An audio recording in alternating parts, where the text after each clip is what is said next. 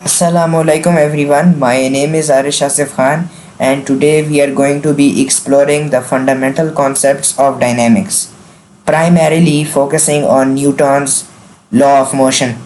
We will cover the relationship between force, mass, and acceleration, and even delve into action reaction pairs.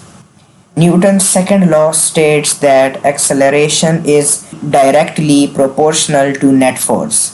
It is inversely proportional to mass. Mathematically, it is written as acceleration is equal to net force divided by mass, or net force is equal to mass multiply acceleration in vector form. Understanding Newton's second law. Newton's second law states that equal mass is equal to equal force, which results in equal acceleration. It also states that force doubled is equal to mass same. The acceleration doubles, and when the mass is doubled, the force remains the same. The acceleration is halved. The SI unit of force is Newton, which is denoted by N. 1 Newton is the force that produces 1 meter per second acceleration in 1 kg mass. Third law states for every action there is an equal and opposite reaction. The expression is force AB is equal to negative FBA.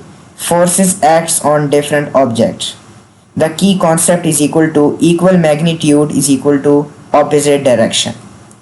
Examples of Newton's third law are a foot and a ball. The foot applies force on a ball which pushes the ball on the foot.